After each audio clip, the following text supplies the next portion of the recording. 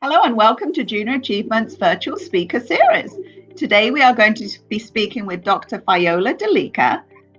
Hi, Fayola, how are you?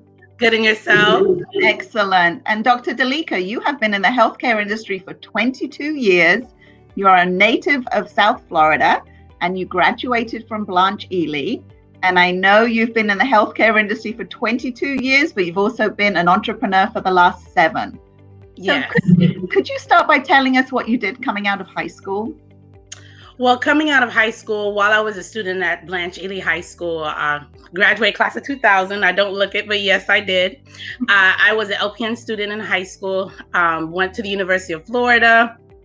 Thought I still wanted to be a nurse, and I think I just had a little traumatic experiences being 16 and taking care of patients. So while I was at the University of Florida, I changed my major to health science education. I was able to graduate a year early because I did a lot of dual enrollment and AP courses at Blanche Ely.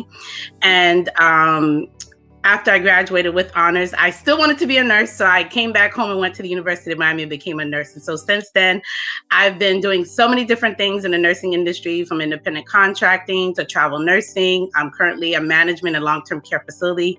And I love nursing because I love helping people. So what you said, you're a manager of a long-term facility currently, and I know you have a consulting business too. Yes. So what does your normal day look like? Oh, where do I begin? Well, first of all, I'm a night owl, so I'm up late at night, usually about 2 a.m, just doing a lot of different things. I get up in the morning. Of course, I have my daily devotional with God. I start my day, if it's a day that I'm not working, it's a day that I check my emails, I check my phone calls to see what business things are going on. As an entrepreneur wearing various hats, I manage nonprofits, for-profits, and ministries for myself as well as others. So, I touch base with my employees, I touch base with my business partners to see how things are going. Of course, we have to check social media, see what's going on in the social media world. Of course, as a business owner, you have to be engaged, especially on a digital platform. And then, I try to end my day giving back to the community one way, shape, or form, whether that's through civic engagement, community service, or just assisting individuals in need. And then, of course, ending the day once again with my daily devotionals. But my day, it varies. It's a long day if I'm at work. From the time I walk through my facility to the time I leave, I am on my toes. My patients, my staff, my colleagues keep me very, very busy. But I also love what I do in a long-term care facility. That's amazing. Thank you for sharing that. And I know also you're a travel nurse, and you also consult, and you also go to disaster areas. Can you talk a little bit about that? Yes, my first experience in going to a disaster area was in 2010. My parents are from Haiti, so I'm a first-generation Haitian American. And when the earthquake happened, I felt so strongly connected to the country that I actually went by myself. I didn't tell my parents I was going. I connected with my church. They were giving $50,000 over 2 years because I sat on the board of their humanitarian organization at the church. So I went to Haiti and I realized the need, but it was very traumatic as well. So I always encourage people who are going to natural disasters, make sure you do some kind of mental prep, and then also do a post, like a debrief or when you come back from your trip, because there can be some trauma there. And since then, I've just had a love for assisting with disasters. I just feel that's my calling as a philanthropist and healthcare provider. I've done COVID-19. I've done natural disasters in Bahamas, Belize, of course, Haiti and other parts locally as well, Belgrade, with different organizations that I serve with. And so and that's one of the reasons why I actually went back. I'm going back to school for my nurse practitioner because I want to be much more effective as a medical missionary. So you said through your church you got involved in going to Haiti. Are there any other areas that the students listening, if they're interested in doing that, how would they begin to have those opportunities? I would definitely say connect with organizations. I am a member of the Haitian American Nurses Association of Florida, as well as a member of the Haitian Alliance Nurses Association International. And so, of course, being an organization based on Haitians and Haitian Americans, anytime there's a natural disaster, anytime there's something going on, there's an opportunity to do medical missions. I've also been on a medical mission with Mandodo Foundation, which is a family foundation that assists in various parts of Haiti every year.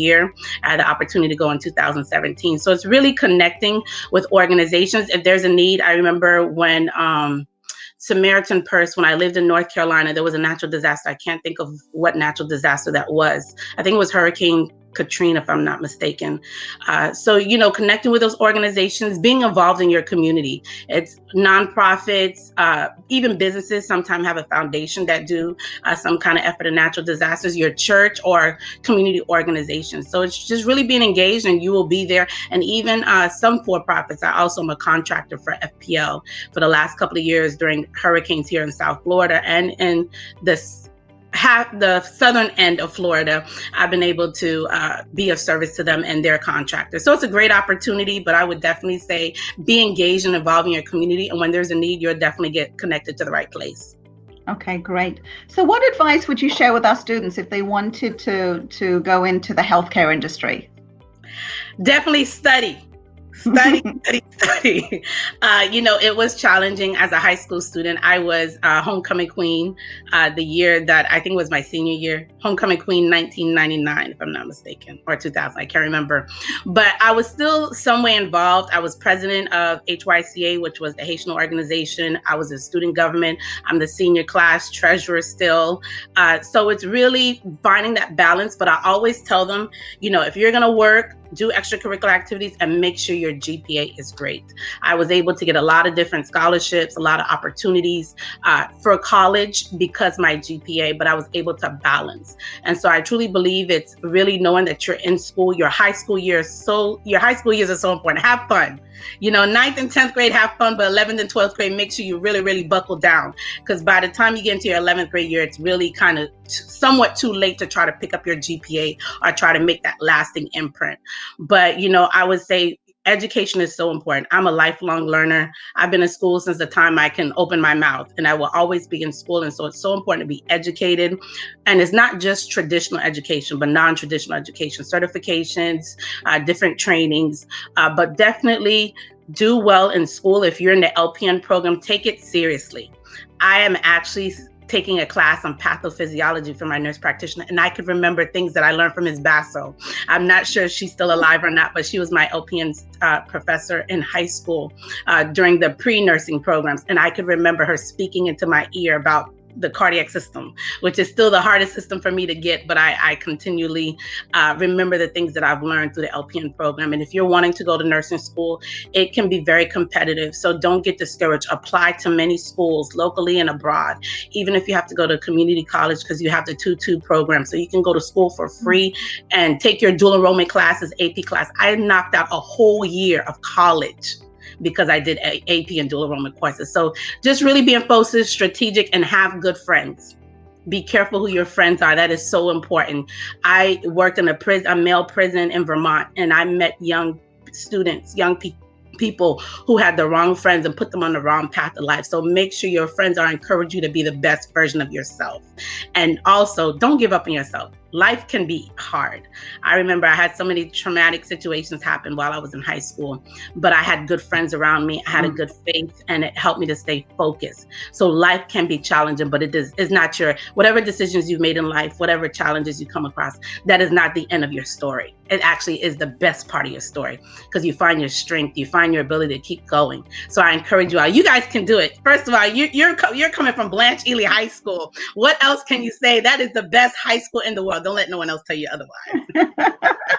Well, that is great advice. And I know you're a huge supporter of Junior Achievement. So thank you so much for that. Junior Achievement. I really do. I thank you for the 3 years that I was able to serve in the in-school and after-school programs. I was an ICON consultant. I was a JA I think it was a JA fellow. And so I really enjoy and I support Junior Achievement any way I can. And it actually helped me to start my own nonprofit because I saw the needs for young people. So I tell you all, jump on Junior Achievement, any opportunity they have. It will change your life and your money forever. That's amazing. Dr. Delica, thank you so much for joining us. Thank you. Have a good day. Bye-bye.